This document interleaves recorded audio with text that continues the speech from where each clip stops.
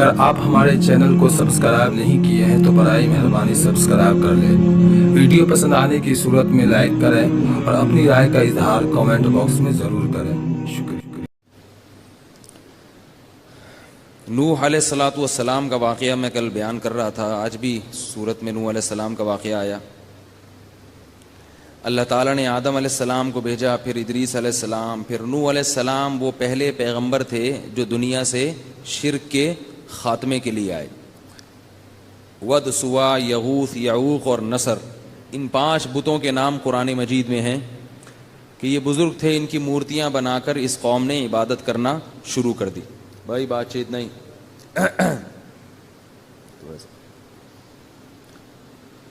تو نوح علیہ الصلاۃ والسلام نے اپنی قوم کو سمجھایا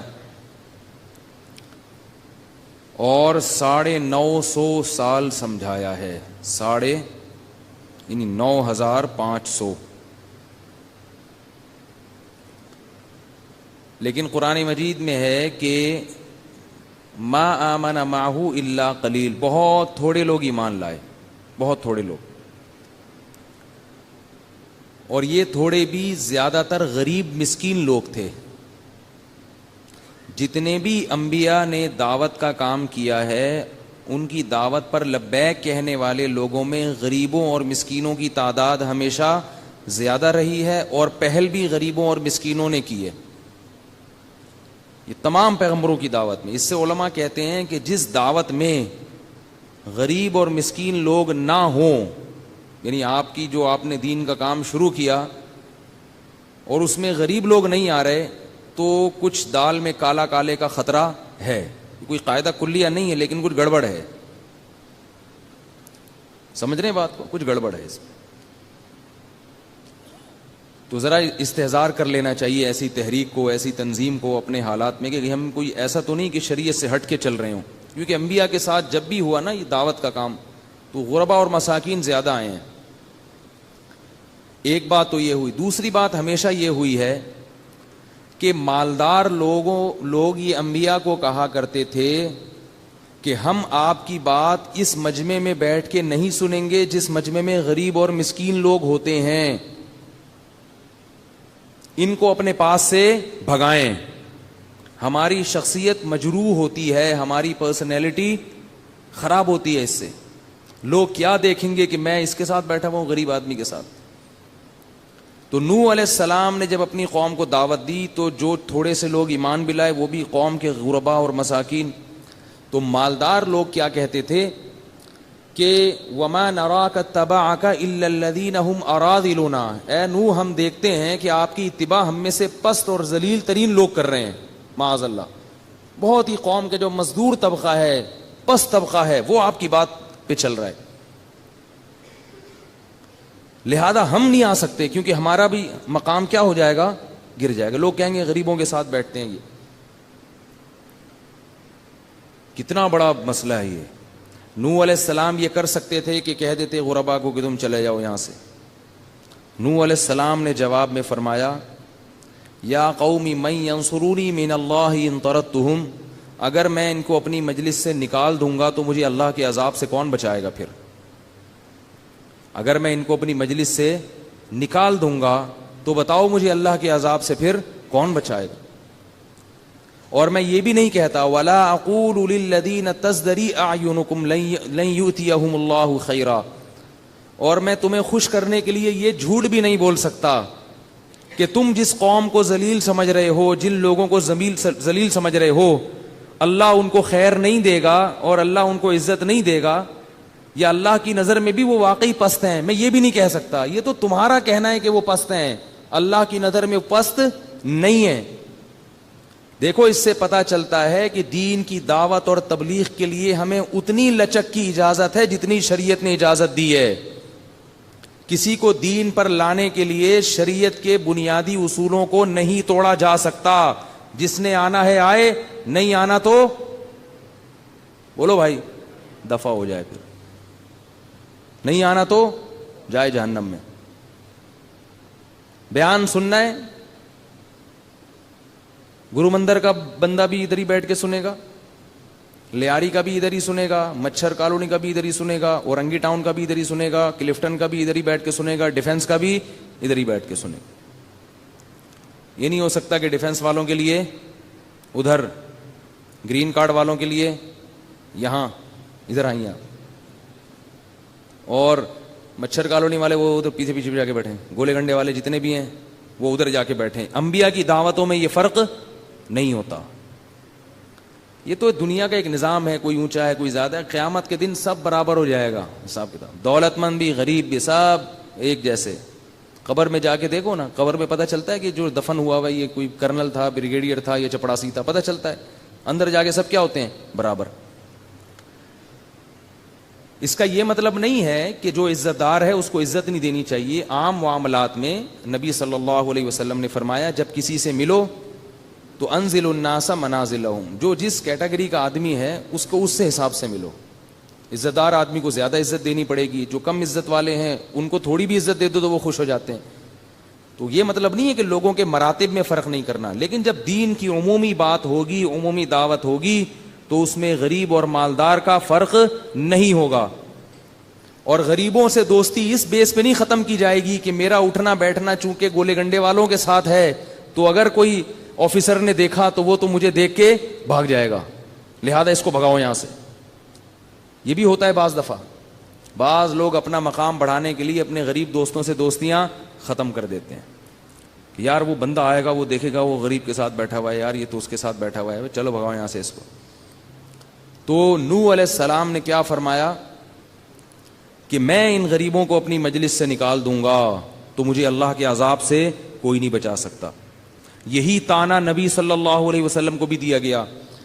عبداللہ ابن مسعود رضی اللہ تعالیٰ عنہ مسکین صحابی تھے, ابو ہریرہ رضی اللہ تعالیٰ عنہ مسکین صحابی تھے. تو عرب کے سردار یہ کہتے تھے یہ غریب لوگ آپ نے اپنے گرد اکٹھے کیے ہوئے, ان کو بھگاؤ یہاں سے.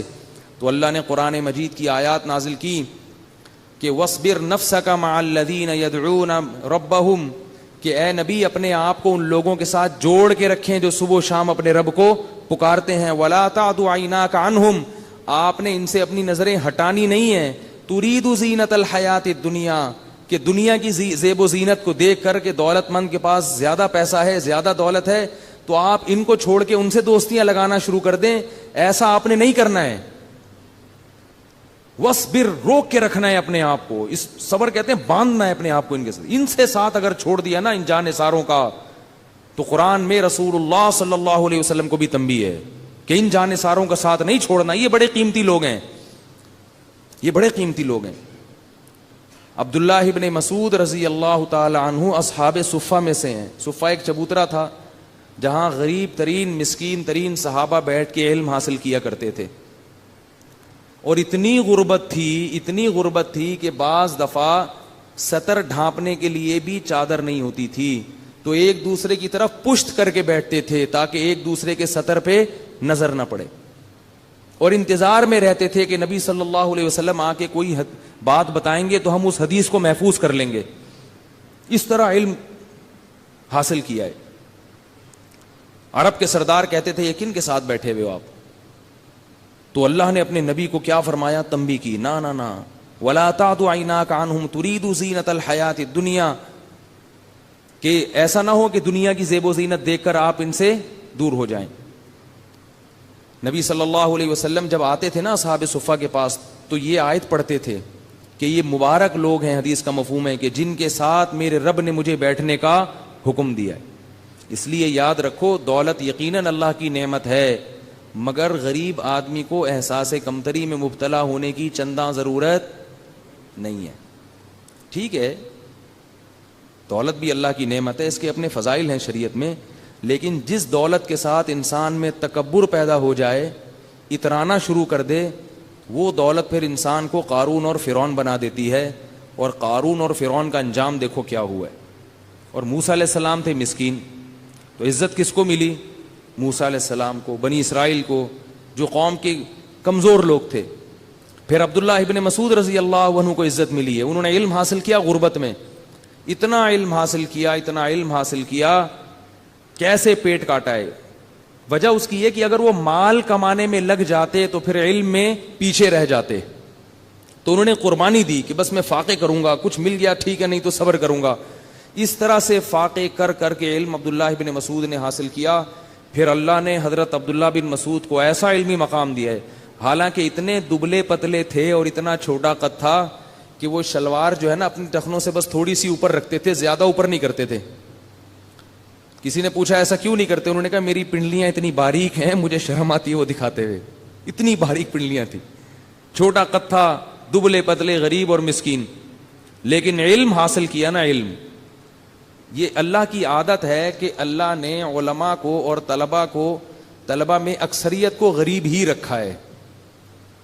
یہ بھی عجیب بات آپ کو بتا دوں, حضرت مولانا اشرف علی تھانوی رحمہ اللہ نے یہ بات لکھی ہے کہ 1400 سال سے مولویوں کا طبقہ, علماء کا طبقہ, اصحاب علم کا طبقہ, ان میں سے اکثریت غریب اور مسکین ہی چلی آئی ہے, اور یہی اللہ کی منشا ہے. اس میں کوئی خاص حکمت ہے کہ اکثر علماء غریب ہوتے ہیں, اور طلبہ تو ہوتے ہی بیچارے ایسے فاختہ کے بچے. ہمارے فرمایا کہ مدارس کے طلبہ کو جا کے دیکھو, ایسا لگتا ہے فاختہ کے بچے نہیں ہوتے, مرجھائے ہوئے. کبوتر کے بچے میں تو پھر بھی تھوڑا سا دم ہوتا ہے, ایسے مدرسے کے طلبہ ایسے فاختہ کے بچوں کی طرح لگتے ہیں, غریب ہوتے ہیں. کیونکہ وہ 8 سال جو جوانی کا بہترین حصہ ہے, جو وہ کوئی ڈپلوما کر لیتے یا کوئی اپرینٹسشپ کر لیتے یا کوئی کورس کر کے اپنا کیریئر بنا لیتے, وہ بہترین زندگی کہاں گزار دیتے ہیں؟ مدرسے میں علم حاصل کرنے میں. اور اس علم کے بعد جو ان کو سرٹیفکیٹ ملتا ہے, اس سرٹیفکیٹ سے وہ کہیں چوکیدار بھی نہیں لگ سکتے. سمجھ رہے ہیں نا, کہیں بھی نہیں لگ سکتے. پھر وہ بیچارے امامت کے لیے جگہ تلاش کر رہے ہوتے ہیں. پھر امام لگتے ہیں تو 5000 ان کی تنخواہ ہوتی ہے. 5000 میں اس تنخواہ میں وہ بیوی بھی ہے, ان کے بچے بھی ہیں, رشتہ بھی پھر ایسی کسی غریبن سے ملتا ہے ان کو. امام سن کے رشتہ ہی نہیں ملتا. پھر کوئی بہت ہی غریب لڑکی سے شادی کی, پھر بچے پیدا ہوئے, پھر ان کو توکل سکھانا شروع کر دیا. اماموں کی حالت ہے بتا رہا ہوں. مؤذن اس سے بھی بیچارہ گیا گزرا ہوتا ہے, اس سے بھی بیچارہ نیچے ہوتا. تو ایسے قسمہ پرسی میں امام صاحب, پھر وہ کمیٹی ان کے ساتھ ایسے چلتی ہے جیسے ساس اور بہو چل رہے ہوتے ہیں نا. وہ ان کو کھینچ کے رکھتی ہے, آج آدھا منٹ لیٹ ہو گئے, وہ نہ لیٹرین میں بیٹھ سکتا ہے تسلی سے, ٹھیک ہے نا. نتیجہ کیا نکلتا ہے؟ پھر وہ بیچارہ کھل کے نہ ممبر پہ بات کر سکتا ہے. اس کو ڈر ہوتا ہے کہ اگر میں نے کوئی ایسی بات کر لی کہ کمیٹی والوں دل پہ لے گئے تو میری یہ جو جاب ہے یہ بھی جائے گی. 5,000 6,000 6,000, بہت زیادہ 10,000 یہ تنخواہیں ہیں اماموں کی. کس قدر ظلم ہے. ایک گورنمنٹ کا ادنا سے ادنا ملازم بھی میرا خیال ہے 18-20 ہزار سے تو شروع ہو رہا ہے وہ, اور 5-10 سال میں کہاں سے کہاں پہنچ جاتی ہے اس کی تنخواہ.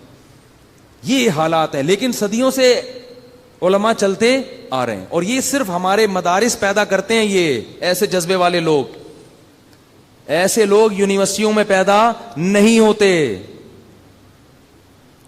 یونیورسٹی میں بھی پڑھایا جاتا ہے, اسلام پڑھایا جاتا ہے, میں یہ نہیں کہہ رہا کہ وہاں غلط کچھ پڑھایا جاتا ہے. یہ قربانی نہیں ہوتی. یہ قربانی کہاں ہوتی ہے؟ صرف مدرسوں میں ہوتی ہے. تبھی وہ اپنے اساتذہ کا احترام کرتے ہیں, کیونکہ قربانی دے کے علم حاصل ہو رہا ہے نا. اساتذہ کے ساتھ بد کلامی نہیں کرتے, بے ادبی نہیں کرتے. ایسے کلپ بنا بنا کے نہیں ڈالتے کہ اپنے اکابر پر کیچڑ اچھالا جا رہا ہو. میں آج دیکھتا ہوں کچھ نوجوان لڑکے ہیں, مسائل بیان کرتے ہیں یوٹیوب پہ. مسائل بیان کرنے کا انداز ایسا ہوتا ہے کہ اپنے ہی باپ دادا کو برا بھلا کہہ رہے ہوتے ہیں جن سے علم حاصل کیا. ایک نوجوان ہے, میں اس کا بیان سن رہا تھا یوٹیوب پہ. وہ ایک مسئلے میں اس نے اختلاف کیا اپنے بڑوں سے. کہہ رہا ہے میں یہ مسئلہ بیان کر رہا ہوں, چاہے یہ مسئلہ سن کے کسی کے پیٹ میں مروڑ ہوتا ہے تو ہوتا رہے. حالانکہ مجھے پتا ہے اس کے جتنے اکابر ہیں ان کی رائے اس کے خلاف ہے. تو مطلب کیا ہوا کہ میرے بزرگوں کے پیٹ میں مروڑ ہوتا ہے تو میں نے کہا یہ تمیز ہے اس کو. ایسے علم کا کیا کرنا ہے بھائی کہ جس میں بھائی آپ یہ بھی تو کہہ سکتے ہو کہ میں یہ مسئلہ بیان کر رہا ہوں, بلکہ ہونا تو یہ بھی بے ادبی ہے کہ آپ اپنی رائے کو اپنی بزرگوں کی رائے کے خلاف کر کے پیش کریں. اگر رائے ہے اور آپ تحقیق کے اہل ہیں تو پھر آپ یوں کریں کہ بعض حضرات کی یہ تحقیق ہے جو کہ صحیح معلوم ہوتی ہے. ایسے اپنے اساتذہ پہ ایسے کیچڑ اچھالنا, ان کے پیٹ میں مروڑ ہوتا ہے تو ہوتا رہے. یہ الفاظ ہیں یار, یہ چیزیں کلپ بن کے جا رہے ہیں. پھر وہ جب اپنے ابا دادا کو نہیں چھوڑا تو وہ جو پرانے لوگ ہیں ان کو کہاں معاف کریں گے. پھر کبھی ابو حنیفہ رحمۃ اللہ علیہ پہ کیچڑ اچھال رہے ہیں, کبھی امام شافی پہ کیچڑ, شافی نے یہ بولا, ابو حنیفہ نے یہ بولا. اس طرح سے ان کے انداز کلام ہے. تو یہ علم جو حاصل ہوتا ہے نا, دنیا کے علم اور دین کے علم میں فرق ہے. بلکہ دین دنیا کا علم بھی جو ادب تمیز کے ساتھ حاصل ہوتا ہے، اساتذہ کا احترام کے ساتھ حاصل ہوتا ہے، اس میں بھی برکت ڈالتے ہیں اللہ تعالیٰ. اگر آپ دنیا کا علم بھی حاصل کر رہے ہیں تو اپنے اساتذہ کا احترام اگر کریں گے تو دیکھو اس علم میں بھی اللہ نور پیدا کر دیتے ہیں. میں نے ایک باڈی بلڈر کو دیکھا، وہ مسٹر کراچی بنا تھا، بلکہ مسٹر پاکستان، پرانی بات ہے. میں نے اس سے پوچھا کہ یار تم کیوں یہ مسٹر پاکستان بن گئے، کیسے بن گئے؟ تو اس نے مجھے بتایا کہ میرے اندر صرف ایک کوالٹی تھی کہ مجھے جو باڈی بلڈنگ سکھاتا تھا نا استاذ، میں اس کا احترام کرتا تھا بس. کہہ رہے جو لڑکے آتے تھے نا تو وہ ہمارا استاذ ایک کبھی کبھار چپت بھی لگاتا تھا، تو لڑکے غصہ کرتے تھے کہ ہاتھ کیوں اٹھا رہے ہو ہم پہ، یوں تکبر کر کے بھاگ جاتے تھے بہت سارے. یہ چونکہ ذرا خاندانی آدمی تھے، ان کے گھر میں یہ سکھایا گیا تھا کہ جو بڑا ہوتا ہے وہ بہرحال بڑا ہوتا ہے. یہ تو چیزیں تو گھر میں سکھائی جاتی ہے نا. آج کل گھر میں پتہ ہے کیا سکھایا جاتا ہے؟ الٹا سکھایا جاتا ہے. اگر چچا آ کے بھتیجے پہ کو ڈانٹ لگائے تو باپ اپنے بیٹے کے سامنے اپنے بھائی کو ڈانٹتا ہے کہ میرے بیٹے پہ ہاتھ کیوں اٹھایا تم نے. تو بیٹے کو چچا کا گستاخ بنایا کہ نہیں بنایا؟ حالانکہ ہونا یہ چاہیے کہ اگر آپ کو برا لگا بھی ہے اس وقت کچھ نہ کہیں، بیٹے کو یہی سکھائیں کہ بھائی یہ تمہارے چچا ہیں، شکر کرو ڈانٹا ہے، میرا تو خیال تھا کہ 2 ہاتھ لگنے چاہیے تھے تمہارے.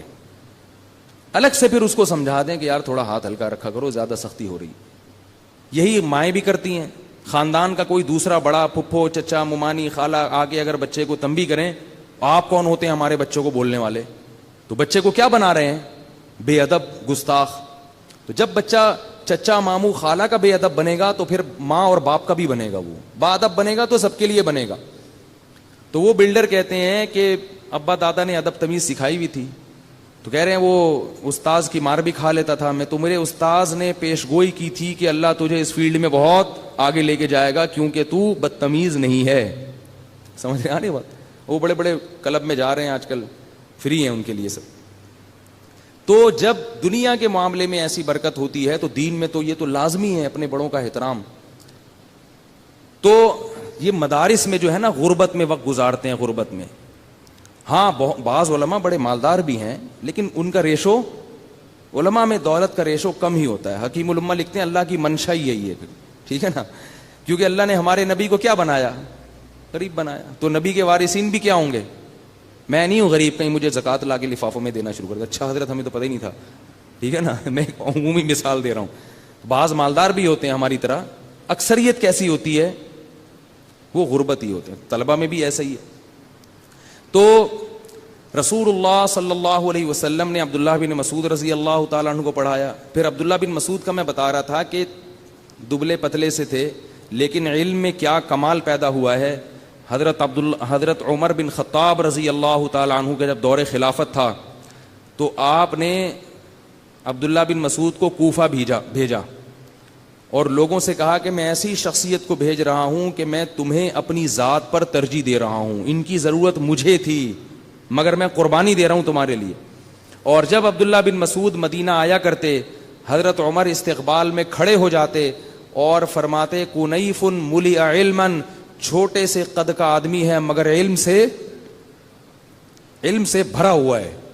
چھوٹے سے قد کا آدمی ہے مگر علم سے بھرا ہوا ہے. اور یہ جو فقہ حنفی ہے نا، فقہ حنفی، یہ زیادہ تر عبداللہ بن مسعود رضی اللہ تعالیٰ عنہ کے مسائل کو فالو کیا گیا. اس میں زیادہ تر ان کو فالو کیا گیا. عبداللہ بن مسعود رضی اللہ تعالیٰ عنہ کے شاگرد تھے حضرت علقمہ اور اسود. ان کے شاگرد تھے ابراہیم نخعی. یہ جو عبداللہ بن مسعود تھے نا، کوفہ میں بیٹھ کے جب علم پڑھایا کرتے تھے. مدینہ اور کوفہ یہ 2 ایسے مقام تھے اسلامی تاریخ میں کہ اس وقت اس سے زیادہ علمی مرکز اسلامی تاریخ میں کوئی بھی نہیں تھا. کیونکہ مدینہ میں تو نبی صلی اللہ علیہ وسلم کے وہ صحابہ جنہوں نے آپ کی نمازیں دیکھیں اور آپ کی عبادت دیکھی، بالکل آخری دور دیکھا. اور کوفہ میں وہ صحابہ جنہوں نے نبی صلی اللہ علیہ وسلم کے آخری عمل کو دیکھا. حضرت علی رضی اللہ تعالی عنہ اور عبداللہ بن مسعود، انہوں نے کوفہ کو مرکز بنایا تھا. اور حضرت علی کے ساتھ 1400 صحابہ کوفہ میں آ کے آباد ہوئے تھے، جو بڑے بڑے علم کے سمندر تھے. ایسے صحابہ آ کے آباد ہوئے تھے. اس لیے ہمارے پاس جو حدیث آئی ہے وہ بھی کہاں سے آئی ہے؟ کوفہ سے. بخاری اور مسلم کے زیادہ تر راوی کوفہ کے ہیں، مدینہ کے راوی کم ہیں. اور یہ جو ہم قرآن جس قرات پہ پڑھتے ہیں یہ قاری بھی کہاں کے تھے؟ کوفہ کے تھے. اور یہ قرات بھی عبداللہ بن مسعود رضی اللہ عنہ کی قرات مشہور ہوئی ہے دنیا میں, کیونکہ حدیث میں آتا ہے کہ جس نے قرآن سیکھنا ہو عبداللہ بن مسعود سے سیکھے, او کما قال صلی اللہ علیہ وسلم. تو یہ جو کوفہ تھا نا یہ بہت بڑا علم کا مرکز تھا. اس کوفہ میں عبداللہ ابن مسعود رضی اللہ تعالی عنہ جس مسجد میں بیٹھ کے درس قرآن دیا, لوگوں کو حدیث پڑھایا کرتے تھے اور فقہ کے مسائل پڑھایا کرتے تھے, تو اسی مسجد میں ان کے انتقال کے بعد لوگوں نے یا تو حضرت علقمہ کو یا اسود کو, مجھے صحیح طرح یاد نہیں, ان دونوں میں سے کسی کو نائب بنا دیا ان کا, اور ان کے انتقال کے بعد حضرت ابراہیم نخعی کو بنا دیا اسی مسجد میں.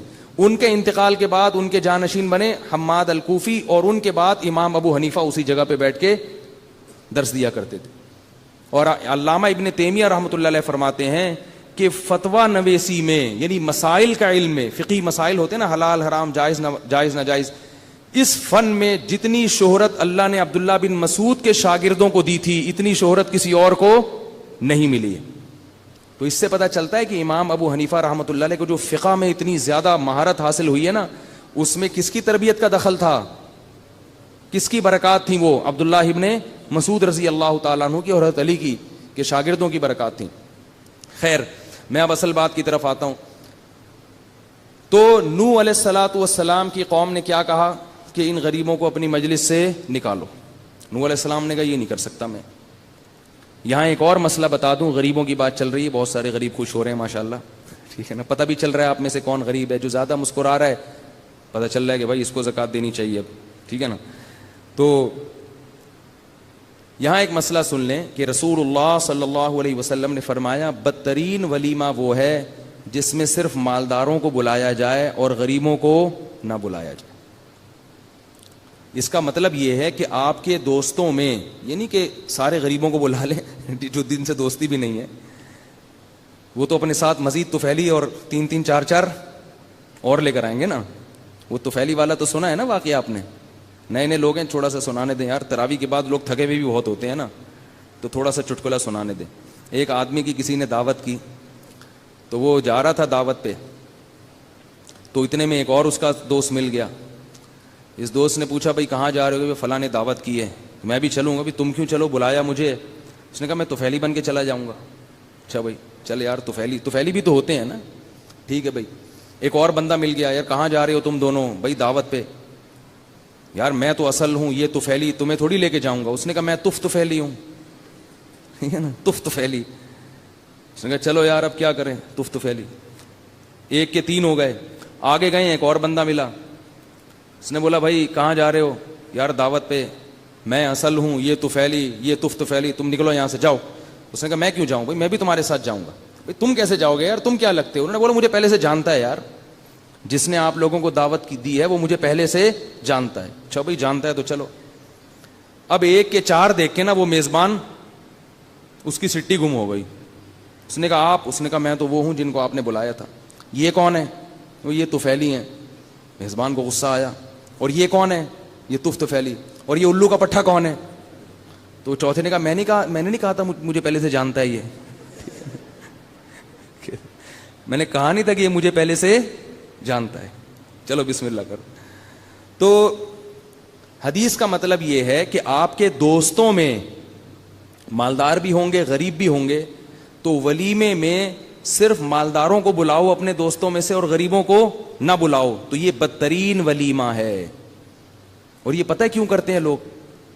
تاکہ مالدار آئیں گے تو ان کے ساتھ اگر غریب بھی آ گئے تو مالداروں کی نظر میں آپ کی حیثیت گر جائے گی. ابے تم نے تو یار پکوڑے والوں سے بھی دوستی رکھی ہوئی ہے یار, ہمیں تو پتہ نہیں تمہارے دوستی گولے گنڈے والوں سے بھی ہے, چلو بس ہم جا رہے ہیں. ایسا نہ ہو کوئی یوٹیوب پہ کلپ بنا کے ڈال دے یار یہ بیٹھے ہوئے تھے اس کے ساتھ. یہ تکبر ہے دوستوں میں. ہاں کوئی دوستی نہیں ہے تو پھر خام خام غریبوں کو پکڑنا اس میں وہ تو ایک الگ بات ہے. وہ تو پھر آپ صدقہ خیرات کر رہے ہیں یا وہ ایک الگ چیز ہے. اس میں صرف غریبوں کے لیے الگ کر دیں یا دولت مندوں کے لیے, وہ ٹھیک ہے. تو دوستوں یاروں میں صرف دولت مندوں کو بلانا اور غریبوں سے اس وقت منہ پھیر لینا, یہ غلط ہے. تو نوح علیہ السلام جب 950 سال سمجھا کے تھک گئے, یہاں تک ہوتا تھا کہ جب گلی سے گزرتے تو لوگ کانوں میں انگلیاں ٹھوس لیتے کہ ان کی بات مت سن. نوح علیہ السلام نے کہا یا قوم استغفروا ربکم انہ کان غفارا. دیکھو تمہاری عمریں گزر گئیں بت پرستی میں, آج توبہ کرو, اللہ معاف کرنے کے لیے تیار ہے. یرسل السماء علیکم مدرارا, آسمان سے بارشیں بھیجے گا. ویمددکم باموال وبنین, تمہیں مال دے گا اور خوب بیٹے دے گا, تمہیں نسل بڑھائے گا تمہاری بیٹے دے دے کے. اس سے بھی پتہ چلتا ہے نسل بڑھانا کیا ہے, اچھی چیز ہے. تو خوب بیٹے دے گا تمہیں. وَيُمْدِدُكُمْ بِأَمْوَالٍ وَبَنِينَ وَيَجْعَلْ لَكُمْ جَنَّاتٍ وَيَجْعَلْ لَكُمْ أَنْهَارًا مَا لَكُمْ لَا تَرْجُونَ لِلَّهِ وَقَارًا وَقَدْ خَلَقَكُمْ أَطْوَارًا. اللہ نے تمہیں بنایا ہے کیسے, اسٹیپ بائی اسٹیپ مختلف مدارج میں گزار کے تمہیں بنایا ہے. خَلَقَكُمْ أَلَمْ تَرَوْا كَيْفَ خَلَقَ اللَّهُ سَبْعَ سَمَاوَاتٍ طِبَاقًا وَجَعَلَ الْقَمَرَ فِيهِنَّ نُورًا. یہ سورج اللہ نے بنایا ہے, چاند اللہ نے, تقریریں کر رہے ہیں مگر قوم کی سمجھ میں نہیں آ رہا. قوم کی سمجھ میں پتہ ہے کیا آتے ہیں, کون مذہبی لوگ آتے ہیں جو گناہ چھوڑنے کی بات کر رہا ہے نا, یہ کرو یہ نہ کرو, لوگ اس کو بزرگ نہیں سمجھتے. ہاں جھاڑ پھونک کا کام شروع کر دے, ساری قوم آ جاتی نوح علیہ السلام کے پاس, ساری قوم رسالے لکھنے نا, یہ پڑھ لو, صبح یہ بچی بیمار ہو گئی تو یہ پڑھ لو, فلانی بیمار ہو گئی تو یہ پڑھ لو. لوگ کہتے ہیں بزرگ بھی بہت پہنچے ہوئے ہیں اور یہ واقعی اللہ کے سچے نبی ہیں. ایسے لوگوں کے پیچھے لوگ بھاگتے ہیں. تو پیغمبروں کی دعوت کیا ہوتی ہے, یہ کرو اور یہ مت کرو, یہ حلال ہے یہ حرام ہے, اس سے بچو اس کو کرو. آج ہم نے ہے نا شعیب علیہ السلام کا بھی واقعہ پڑھا, وہ بار بار اپنی قوم سے کہہ رہے ہیں ناپ تول میں کمی مت کرو. روحانی والے کرتے ہیں یہ سب چیزیں, وہ تو خود ناپ تول میں کمی کر رہے ہوتے ہیں. تو ناپ تول میں کمی مت کرو, بار بار سمجھا رہے ہیں کہ تم قحط زدہ لوگ نہیں ہو, تم پہ قحط تھوڑی پڑا ہوا ہے کہ کھانے کو روٹی نہیں مل رہی, اتنا کھا رہے ہو تو تمہیں حرام کمانے کی کیا ضرورت ہے. قوم جواب میں کہتی ہے کہ تیری نماز کیا تجھے یہ حکم دیتی ہے کہ تو ہمارے داخلی معاملات میں دخل اندازی کرے. اے شعیب تو نماز پڑھ کر روزہ رکھ کر کے یہ کیا بات. تو اس سے بھی پتہ چلتا ہے کہ لوگوں کو ایسے مولانا پسند ہیں کہ جو اپنی نماز روزے میں لگے رہیں اور قوم کے ساتھ چھیڑ چھاڑ بول لو نا بھائی نہیں. وہ یہ نہ کہیں کہ سالی کو چاہیے کہ وہ بہنوئی سے بولو بھائی پردہ کرے, وہ یہ نہ کہے کہ بھابھی کو چاہیے کہ دیور سے پردہ کرے, وہ یہ نہ کہے کہ لڑکیاں زیادہ ہیں لڑکے کم ہیں, ان خواتین کا بیڑا غرق ہو رہا ہے, مرد 2-3 شادیاں کر لے, وہ یہ نہ کہے. کیونکہ لوگوں کو کیا ہوتی ہے اس سے تکلیف, چاہے وہ لڑکیاں گھروں میں بیٹھے بیٹھے بوڑھی ہو جائیں مر جائیں, چاہے جو بیوہ ہو گئی وہ ہمیشہ کے لیے بیوہ رہ کے قبر میں اتر جائے, وہ زنا کی طرف چلی جائے, جس کو طلاق ہو گئی وہ زنا پہ آ جائے. میں جانتا ہوں ایسی عورتوں کو, شادی نہیں ہوئی زنا کے راستے پہ لگ گئی ہیں, وہ ہو گئی. تو اب میٹھی میٹھی باتیں کر کے لوگوں کو خوش کرتے رہو. مولوی صاحب آپ دوسری شادی پہ بات نہ کیا کریں, خواتین کو تکلیف ہوتی ہے, مردوں کو تکلیف ہوتی ہے, تو دفع ہو جاؤ بھائی, نہیں سنو باتیں ہماری بیٹھ کے. یہ جو عورت کو تکلیف ہو رہی ہے, جس کے رشتے نہیں آ رہے, بوڑھی ہو رہی ہے گھر میں بیٹھے بیٹھے, رشتے کم ہو گئے, شارٹ ہو گئے, رشتے مل ہی نہیں رہے ہیں, چراغ لے کے داماد تلاش کیے جا رہے ہیں. جس گھر میں بیٹی پیدا ہو رہی ہے وہ خوش ہونے کے بجائے رو رہا ہے, یار یہ کیا ہو گیا میرے گھر میں. تو آپ کے مطلب کی باتیں اگر آپ کو کریں گے تو پھر تو ہم طاہر القادری بن جائیں گے, پھر تو ہمارا بھی کنٹینر ہوگا, پھر تو ہم بھی ایک سیاسی رہنما ہوں گے, پبلک اکٹھی کر لیں گے. لیکن میرے بھائی اگر حق بات سننے کے لیے آتے ہو تو پھر یہ کڑوی کسیلی سننے کو ملیں گی. یہ اللہ کی باتیں, میری باتیں تھوڑی ہیں. یہ شہرت دیکھ کے کبھی متاثر نہیں ہونا چاہیے. شہرت تو فرعون کو بہت زیادہ مل گئی تھی, ٹھیک ہے نا, اور نوح علیہ السلام کو کیا شہرت ملی ہے, 950 سال دعوت دیتے دیتے کتنے آدمی آئے ہیں, 40-50, لیکن کامیاب کون ہوا, نوح علیہ السلام. وہ اپنی دعوت سے پیچھے نہیں ہٹے, لچک پیدا نہیں ہوئی, تھکے نہیں, اور ایک دفعہ بددعا نہیں کی ہے 950 سال میں. بڑا حوصلہ ہے بھائی. بددعا اس وقت کی ہے کہ جب اللہ نے وحی نازل کر دی, یا نوح لن یؤمن من قومک الا من قد آمن, اب ہم آپ کو اطلاع دے دیں کہ اب مزید کوئی آدمی آپ کی قوم میں مسلمان نہیں ہوگا. جب 950 سال کے بعد اللہ نے وحی نازل کی تو پھر نوح علیہ السلام کو خیال ہوا کہ بھئی جب مسلمان نہیں ہوگا تو اس کا مطلب کیا ہے کہ ان کی اولادیں بھی کافر اور جہنم میں جائیں گی. تو ان کی اولادوں کو آگ سے بچانے کے لیے ضروری ہے کہ ان کی اولادیں پیدا ہونے سے پہلے ان کو ختم کر دیا جائے. انہوں نے تو جانا ہی ہے جہنم میں. اس لیے نوح علیہ السلام نے فرمایا وَلَا يَلِدُوا إِلَّا فَاجِرًا كَفَّارًا, اے اللہ اگر یہ مسلمان نہیں ہوں گے نا تو اب تو ان کی اولاد بھی کیا پیدا ہوگی, کافر. تو اس اگلی نسل کو بچانے کے لیے تو کیا کر, اس قوم کو تباہ کر دے.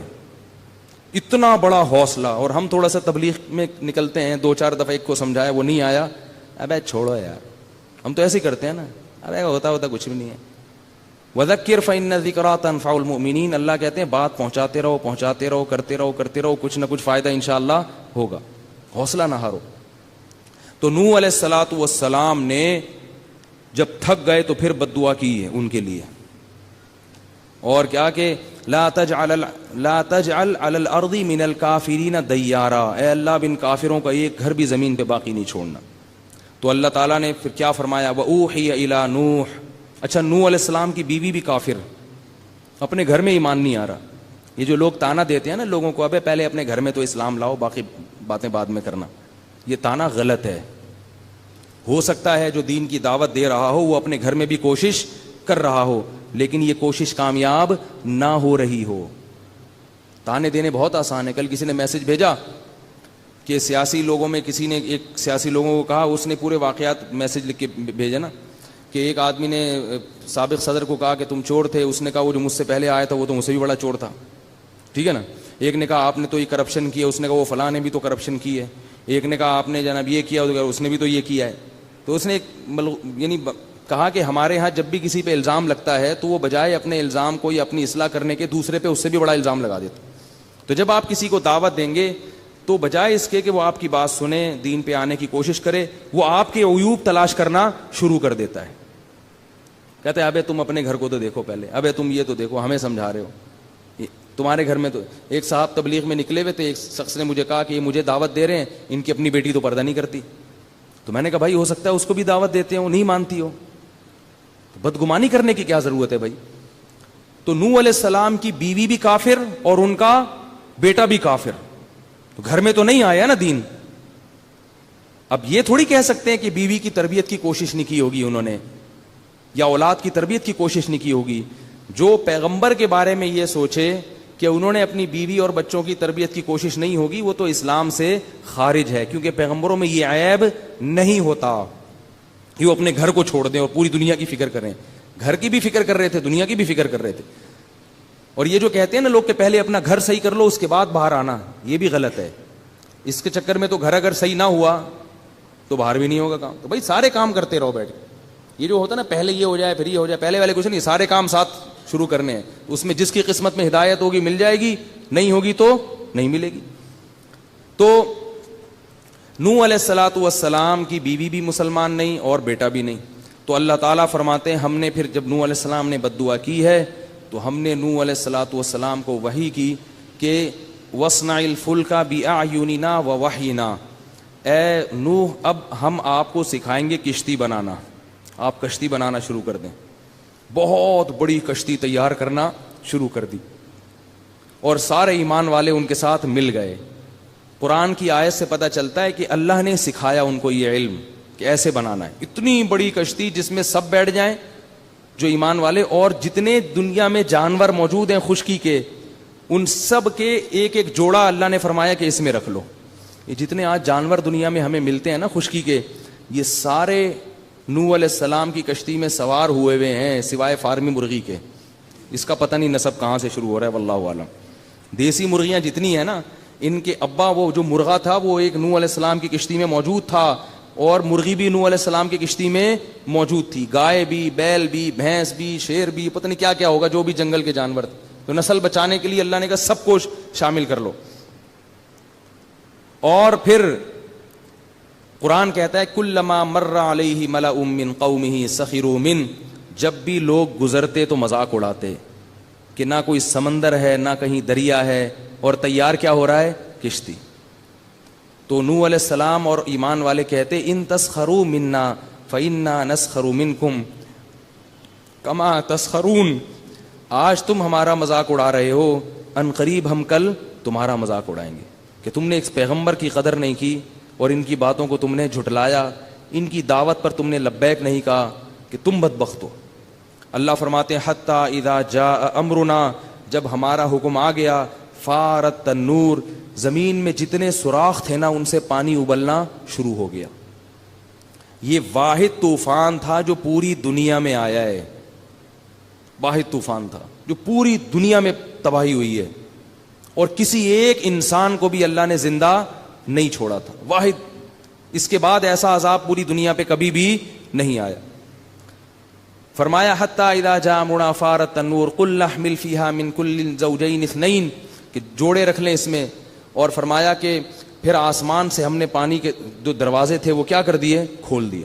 اتنا بے تحاشا پانی آسمان سے برسا اور زمین سے ابلنا شروع ہوا کہ آہستہ آہستہ وہ کشتی پانی کے اندر بلند ہونا شروع ہو گئی. اور یہ بدبخت کافر ابھی بھی یہ سمجھ رہے تھے کہ یہ نارمل بارش ہے اور یہ تھوڑی دیر میں تھم جائے گی. اللہ فرماتے ہیں جب وہ کشتی پانی میں تیرنے لگی ہے تو نوح علیہ السلام نے اپنے بیٹے کو پکارا. وقال نوح ابنہ وکان فی معزل, ایک کنارے پہ کھڑا ہوا تھا.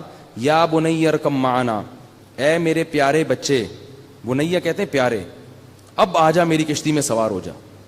ساری نشانیاں بھی دیکھتا ہے نا انسان, جب عقل اندھی ہوتی ہے تو شہوت کے پیچھے بھاگتا ہے, وہ خواہش کے پیچھے بھاگتا ہے, کچھ نظر نہیں آتا اس کو. اے میرے بیٹے اب بھی موقع ہے, آ جا میرے ساتھ کشتی میں. تو اس نے کہا سآوی الی جبل, اے ابا میں اس پہاڑ کی چوٹی پہ چڑھ جاؤں گا. یعصمنی من الماء, یہ مجھے پانی سے بچا لے گا. حضرت نوح پہ کیا گزر رہی ہوگی اس وقت, کیا حالت ہوگی نوح علیہ السلام. انسان کو اپنی اولاد سے کتنی محبت ہوتی ہے. وہ یہ بھی دیکھ رہے ہیں کہ یہ ڈوبنے والا ہے اور یہ بھی دیکھ رہے ہیں کہ جہنم کی آگ میں داخل ہونے والا ہے. کیا جذبات ہوں گے نوح علیہ السلام کے اس وقت. فرمایا کہ لا عاصم اليوم من امر اللہ الا من رحم, اے میرے بیٹے آج اللہ کے عذاب سے کوئی نہیں بچا سکتا سوائے اس پر وہ جس پر اللہ رحم کرے. لیکن بیٹے کی سمجھ میں نہیں آیا. قرآن کہہ رہا ہے وحال بینہم الموج, ایک بہت بڑی لہر آئی ہے, فکان من المغرقین, اور ان کے بیٹے کو اس نے غرق کر دیا. اللہ فرماتے ہیں پھر آسمان جب جو ہے نا وہ کشتی پانی کے اندر تیرنے لگی ہے اور سارے انسانوں کو اللہ نے ہلاک کر دیا, تو اللہ فرماتے ہیں وقیل یا ارض ابلعی ماءک, اے زمین اپنے پانی کو نگل جا. یہ نگلنے کا لفظ استعمال کیا, جذب کرنے کا نہیں, کیونکہ اتنا پانی اکٹھا ہو چکا تھا کہ اگر وہ نارمل کنڈیشن میں جذب ہونا شروع ہوتا تو مہینے لگ جاتے, اس میں سال لگ جاتے. تو اللہ فرماتے ہم نے کہا نگلنا شروع کر, جیسے سک کرنا کہتے ہیں نا, اس کو کھینچ لے زمین اس پانی کو. وَيَا سَمَاءُ أَقْلِعِي, یہ بھی قرآن کی بلاغت ہے, اے آسمان اس پانی کو اکھاڑ دے.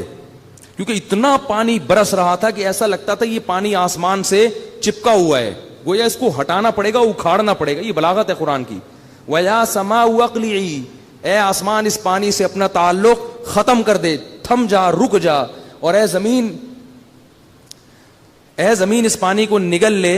اللہ فرماتے ہیں وغیض الماء وقضی الامر, اللہ فرماتے ہیں ہم نے فیصلہ مکمل کر دیا, جس قوم کو تباہ کرنی تھی اس کو کر دیا. وقضی الامر واستوت علی الجودی, اور وہ جب پانی آہستہ آہستہ کم ہوا ہے تو کشتی ایک جودی پہاڑ پہ جا کے ٹھہر گئی. اس وقت نوح علیہ السلام نے اللہ سے دعا مانگی, اے اللہ میرا بیٹا میرے اہل و عیال میں تھا, تو نے وعدہ کیا تھا کہ میرے اہل و عیال کو تباہ نہیں کرے گا. اللہ تعالیٰ نے نوح علیہ السلام کو تنبیہ کی اور فرمایا کہ یا نوح انہ لیس من اہلک, وہ تیرے اہل و عیال میں داخل نہیں ہے. انہ عمل غیر صالح, اس کا عمل ٹھیک نہیں تھا.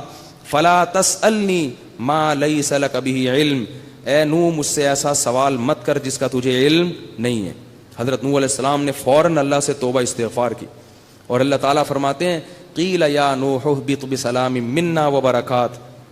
اب پوری دنیا سے کفر کا کیا ہو گیا تھا, خاتمہ. بڑا اللہ کا ایک نام ہے حلیم. حلیم کہتے ہیں انتہائی برداشت کرنے والا. کتنا برداشت کیا اللہ نے, 950 سال کم ہوتے ہیں, 1000 سال تک برداشت کیا, پھر بھی اللہ کھلاتے رہے کھلاتے رہے کھلاتے رہے کھلاتے رہے. کتنا برداشت کیا. پھر اللہ نے اس قوم کو کیا کر دیا, تباہ. ہمیں بھی اللہ کھلاتا رہتا ہے کھلاتا رہتا ہے, نہ ہم نماز پڑھتے ہیں, نہ ہم رمضان کا خیال رکھتے ہیں, نہ ہم شریعت کی اطاعت کرتے ہیں, نہ ہماری عورتیں پردہ کرتی ہیں. اللہ کیا کرتے ہیں, برداشت, کہ موت تک مہلت دو مہلت دو. یہ ہے حلم, اس کو کہتے ہیں برداشت, بردباری. تو اللہ فرماتے ہیں قیل یا نوح, پھر ہم نے کہا اے نوح اہبط بسلام, اب زمین پہ اتر جاؤ سلامتی کے ساتھ, وبرکات, اور برکتوں کے ساتھ. کیونکہ اب زمین پر نہ کفر ہے نہ اللہ کی نافرمانی ہے, اور جب زمین پر نہ کفر ہو نہ اللہ کی نافرمانی ہو تو قرآن سے بھی ثابت ہے, حدیث سے بھی ثابت ہے کہ زمین اپنی برکتیں کھول دیتی ہے. فرمایا آپ پر بھی اور آپ کے ساتھ جو لوگ ہیں ان پر اللہ کی طرف سے کیا نازل ہوں گی؟ برکتیں. اور پھر اللہ نے جو نسل چلائی ہے وہ صرف نوح علیہ السلام کی چلائی ہے. نوح علیہ السلام کے 3 بیٹے کشتی میں سوار تھے جن کا تاریخی کتابوں میں نام آتا ہے حام, سام اور یافث.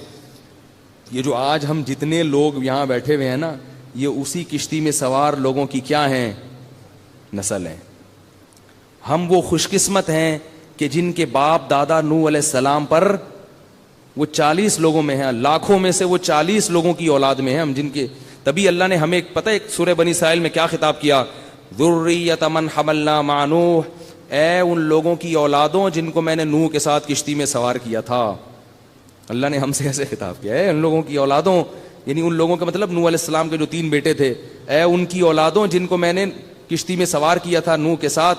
انہ کان عبدا شکورا, دیکھو نوح اللہ کا شکر گزار بندہ تھا تبھی کشتی میں سوار ہوا. اب تم اس راستے سے ہٹ مت جانا.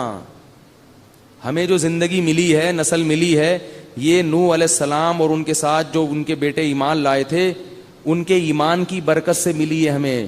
اگر وہ بھی کافر ہوتے تو ہم پیدا نہیں ہوتے. تو اللہ فرماتے ہیں جیسے ان کو میں نے بچایا نا, اب تم اس راستے سے ہٹ کے نوح علیہ السلام کی جو مخالف قوم تھی, جو ان کی بات نہیں مان رہی تھی, ان کے راستے پہ نہ چل جانا. تو تمہارے باپ شکر گزار تھے. تو میں نے بتایا تھا نا آدم علیہ السلام سے ہمیں کیا سبق ملتا ہے. تو دوسرے باپ ہمارے کون سے ہیں آدم علیہ السلام کے بعد؟ دونوں باپ ہمارے بڑے اچھے.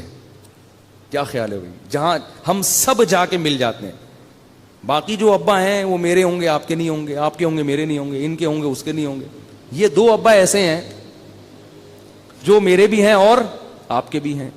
آدم علیہ السلام اور کون سے؟ اور نوح علیہ السلام. یہ ہم سب کے ابا ہیں.